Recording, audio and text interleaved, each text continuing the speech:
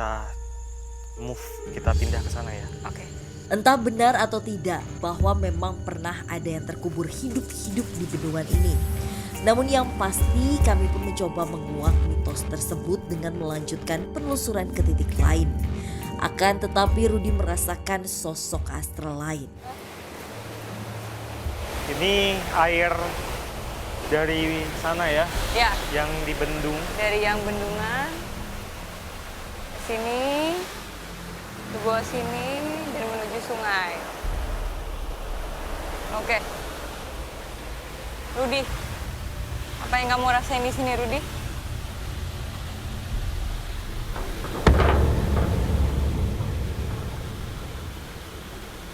Ada sesuatu, Mes.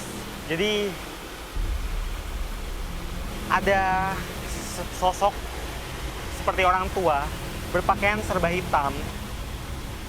Dia ada di sebelah, pindah-pindah dia, Mes. Dulunya dia adalah sosok yang bersemayam di dalam sebuah pancang. Jadi pancang itu apa?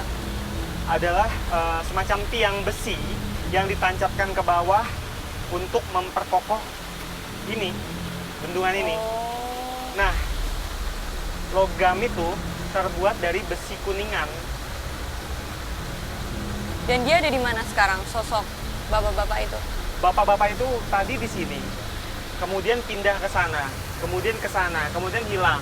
Tapi dia ada membisikkan ke saya, katanya sungai ini alirannya nyambung sampai Cirebon.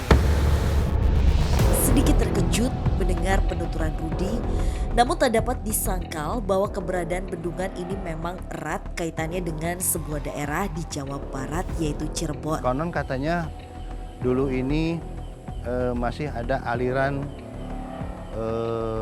dari Cirebon, baik dari sungainya, aliran sungainya maupun dari pekerjanya.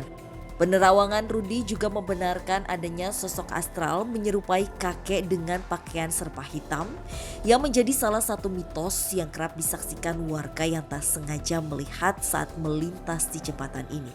Beliau cerita kedatangan seorang bapak-bapak dan arahnya itu dari pintu 2 sini, dia datangnya sampai naik ke rumah saya.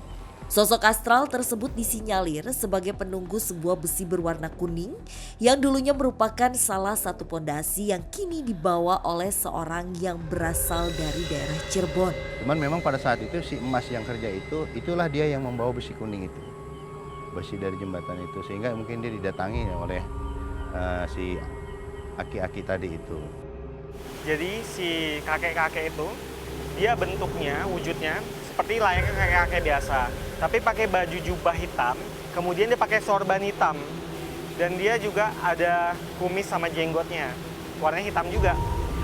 Dan orang yang lewat sini pun karena mungkin terburu-buru ya, jadi jarang banget ada yang peduli sama dia gitu. Oke, kenapa dia suka menampakkan diri ke manusia, Ruth? Nah itu Untuk saya kurang apa? paham, karena saat ini dia itu berpindah-pindah dan dia sekarang nggak ada di sini lagi, Mes. Tapi yang saya tangkap dari moodnya dia, dari perilakunya dia, kayaknya memang dia menampakkan diri cuma ngasih tahu eksistensi aja. Tapi nggak yang bermaksud aneh-aneh kayak yang nakut-nakutin atau mungkin Jahil. nggak ke situ sih, Mes. Penelusuran kami pun berlanjut dan mendekat ke arah aliran sungai yang cukup deras.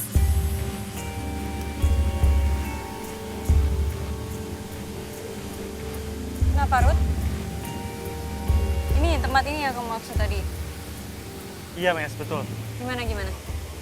Ada beberapa orang dimakamkan di sini. Oh, ini nggak ada makam di sini, Ruth. Bukan dimakamkan, Mes, tapi dikubur hidup-hidup. Ini seperti syarat untuk bendungan ini. Maksudnya Iya, tumbal. Orang-orang itu kadang muncul di sekitar sini. Ada 10. Hah, 10? Ada satu yang muncul. Halo, Assalamualaikum.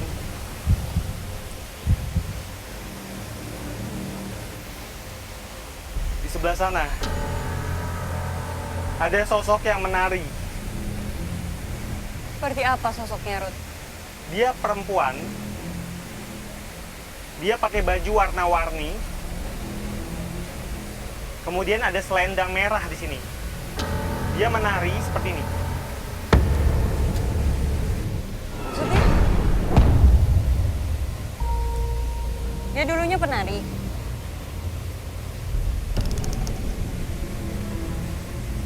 Penari. Oh, jadi yang di makam, maksud saya yang dikuburkan di sini, yang dikubur hidup-hidup ini, mereka adalah penari. Semuanya. Mereka dikumpulkan di sebuah tempat, tapi nggak dikasih tahu untuk apa. Dan tiba-tiba aja mereka digiring ke sini dan dikubur hidup-hidup. Buat tumbal,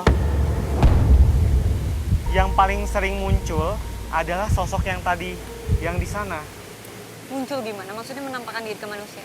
Menampakkan diri ke manusia. Kenapa dia kayak gitu?